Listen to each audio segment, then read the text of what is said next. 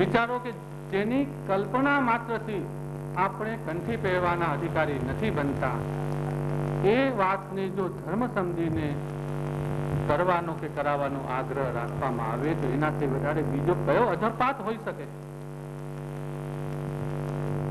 સિદ્ધાંત તો બહુ સ્પષ્ટ છે. શ્રી મહાપ્રભુજી એટલો સરળ અને સહજ સિદ્ધાંત બનાવ્યો છે, પણ આપણે જેને દુરૂહ, જટિલ અને એવો બનાવી દો કે જાણે આ જન્મમાં કાંઈ કરી શકાય જ નહીં. કેમ કે એ જ વાત દુકાનદારીની વૃત્તિ આવી. સિદ્ધાંતો તો એટલો સરળ છે કે જયારે આપણે પુષ્ટિ માર્ગી છીએ, પુષ્ટિ માર્ગના ઘરમાં આપણો જન્મ છે, તો પહેલે આપણે શરણનો સ્વીકાર કરીએ, જે આપણી પહેલાની દીક્ષા છે શ્રી કૃષ્ણ શરણમમાં. પણ એક દુઃખની વાત છે કે જે આપણી પહેલી દીક્ષા, આપણે બ્રહ્મસંબંધ લેવા સુધીનો આગ્રહ રાખીએ છીએ, પણ જે પહેલી દીક્ષા છે એ તરફના પર જે કર્તવ્યો છે એની સર્વથા ઉપેક્ષા કરીએ છીએ. કંઠી પણ ન પહેરીએ તોય વાંધો નહીં.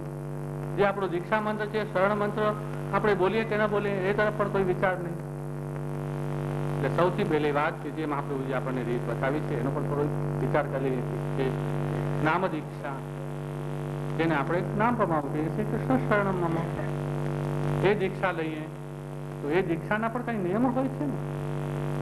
શરણ માર્ગ સ્વીકાર્યો અને એ દ્વારા આપણે કથા જે પક્ષે છે, સેવાયામ વા કથાયામ વા, અર્થાત શ્રવણ, મનન, કીર્તન એ જે પ્રકાર છે એનું આપણે અનુસરણ કરીએ. શ્રી કૃષ્ણ શરણ મંત્રને ક્યારે પણ છોડીએ નહીં. પણ આજે તો એવી પ્રવૃત્તિ આવી છે કે શ્રી કૃષ્ણ શરણ મંત્રને પણ છોડવાની વૃત્તિ ચાલુ થઈ ગઈ છે. એક વાત ચોક્કસ સમજો કે શ્રી કૃષ્ણ શરણમ એ મંત્ર અને પુષ્ટિ માર્ગ પર્યાય છે. એને જો છોડી દીધો તો પુષ્ટિ માર્ગ ને છોડી દીધો. ઘણા લોકો એમ કે બીજો પણ પ્રભુનું નામ છે ને, એ લઈએ તો શું વાંધો છે? પ્રભુનું નામ લેવા વાંધો નથી, પણ પુષ્ટિ માર્ગ છે એનો એક વિચાર કરો. એટલે જેની આપણે દીક્ષા લીધી એ શરણ મંત્રને કેમ છોડાય? એમાં કોઈ પરિવર્તન પણ ન થઈ શકે. કેમ કે આપણો દીક્ષા મંત્ર છે. એટલે સૌથી પહેલી વાત કે આપણે જે પહેલો આજે આપણે દીક્ષા મંત્ર, જે આપણું પહેલું પગથિયું, એ તરફ પૂરેપૂરા દ્રઢતાથી આરૂઢ થઈએ. કંઠી શ્રી કૃષ્ણ શરણ હોય મંત્ર અને જે ભગવદ આશ્રયને દ્રઢ બનાવનારા જે પરિબળો છે, સત્સંગ છે, ચિંતન છે, એ તરફ આપણે વળીએ.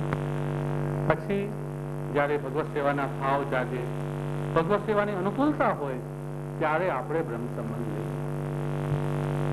અને એમાં પણ એક વાત ચોક્કસ સમજો કે આ દીક્ષા કે ઉપદેશ એને જ્યારે પણ પૈસા સાથે સાંકળી લેવામાં આવે,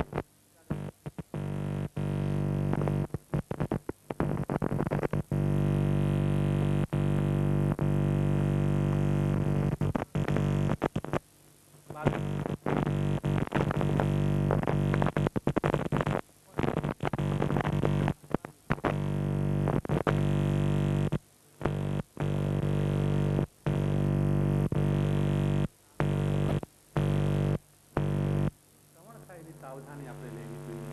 અને જયારે એ મોટું થાય, ત્યારે બોલતું થાય, ત્યારે આપણે એને શીખાવીએ છીએ.